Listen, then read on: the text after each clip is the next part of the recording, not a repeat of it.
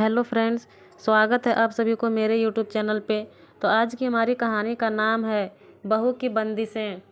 आसी आज बहुत गुस्से में थी और होती भी क्यों ना, उसे लगता था मोहल्ले की सभी बहुओं में सबसे ज़्यादा दुखी वही है।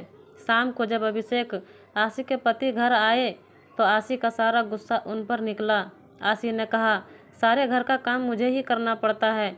अब सामने वाले पड़ोसी शर्मा अंकल की बहू को देखो, वह तो कभी नहीं निकलती बाहर, उसे तो कभी भी बाहर जाते हुए भी नहीं देखा है। और एक मैं जो दिन भर घर के कामों से स्कूटी लेकर बाजारों में घूमती रहती हूँ और आकर फिर घर का काम करो, खाना बनाओ, और तो और बच्चों की सारी जिम्मेदारी भी मेरे ऊपर है। आपसे तो इतना भी नहीं होता कि बच्चों की स्कूल की डायरी भी चेक कर लें, वह भी मुझे ही करनी पड़ती है। आसी गुस्से में सारी बातें अभिषेक को बोले जा रही थी और अभिषेक चुपचाप खड़े हुए चेहरे पर थोड़ी सी मुस्कान लिए उसे हाव भाव दे रहे थे। अभिषेक के मजाक के हाव भाव देकर आसी और ज़्यादा नाराज़ हो गई और चिल्लाते हुए बोली, सही है आपका, यहाँ मैं जल रही हूँ और आप मेरे मज़े लेकर हंस रहे हो। तब अभिषेक ने हंसते हुए कहा, यार आसी, अब तुम्हारी इन बेकार की बातों पर हंसूं नहीं तो क्या सीरियस हूँ। तुम अपनी तुलना शर्मा अंकल की बहू से कर रही हो। तुम्हें पता है शर्मा अंकल और आंटी दोनों अपनी बहू को घर से बाहर खड़ा तो नहीं होने देते, वह बाहर कैसे निकलेगी। तुम तो शुक्र करो तुम्हारे ऊपर ऐसी कोई बंदिश नहीं है, तुम चाहे जहाँ जाओ और तुम्हारा मन करे वह पहनो, फिर भी तुम संतुष्ट नहीं हो। तब आसी ने कहा, यह कोई आज़ादी है मेरी, सारे दिन लगे रहो बाज़ारों में।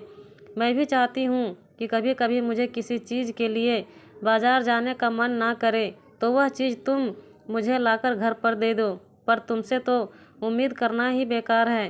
तभी तो एक पैर मेरा घर में होता है और एक पैर बाज़ार में। तब अभिषेक ने कैसे जैसे आसी को मनाया और फिर रात का खाना खाकर सब सो गए। अगले दिन आसी किसी काम से बाज़ार के लिए निकली ही थी, तभी उसे आवाज़ आई, दीदी इधर देखो। आसी आवाज़ सुनकर भी अपना वहम समझकर आगे बढ़ने लगी।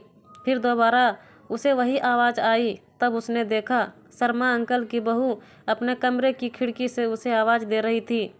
जब आसी ने उसकी तरफ देखा तो उसे इशारा करते हुए अपने पास बुलाया और कहा, भाभी, क्या आप मुझे लाल रंग की नेल पॉलिश ला देंगे। मैंने अपने पति से कहा था, पर उनके पास समय की कमी होने की वजह से उन्होंने मुझे टाल दिया था, कहा कभी और बाद में ला दूंगा। तब आसी ने कहा, अरे तो ऐसा करो, तुम चलो ना मेरे साथ, तुम बाज़ार भी घूम लाओगी और तुम्हें जो भी सामान चाहिए वह ले लेना और हम साथ में अपन दोनों गोलगप्पे भी खाएंगे। इतना सुनते ही शर्मा अंकल की बहू की आंखों में आंसू आ गए और बोली, दीदी मेरी किस्मत आपकी जैसी नहीं है, मैं अपनी पसंद से कुछ भी नहीं खरीद सकती हूँ, जो भी कुछ घर वाले अपनी पसंद से लाकर देते हैं वही पहन लेती हूँ। मैं बहू हूँ ना, तो यह लोग मुझे कहते हैं, बहू तुम चार दीवारी में ही रहो, तभी हमारे घर की शोभा है।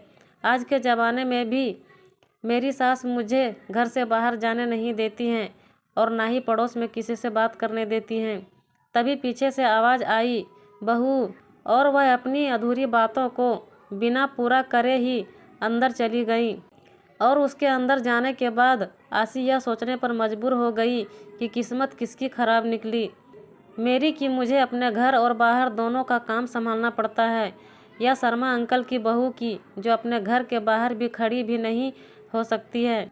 आसी सोचने लगी कि मैं तो हमेशा यही सोचती थी कि शर्मा अंकल की बहू को तो ऐश हैं, उसे घर पर बैठे बिठाए हर सामान मिल जाता है, पर आज वह अपनी किस्मत को सराह रही थी, क्योंकि चाहे काम के बहाने ही सही घर से वह बाहर निकल तो सकती है, जिससे चाहे उससे बात कर सकती है, अपनी पसंद का कुछ भी खरीद सकती है। अगर मुझे ऐसी चार दीवारी में कैद कर दिया जाता तो आज वह भी ऐसे ही तड़पती जैसे शर्मा अंकल की बहू आज झटपटा रही थी। आज आसी को समझ आ गया था कि जैसा हमें दूर से दिखाई देता है, सच्चाई में अक्सर ऐसा होता नहीं है।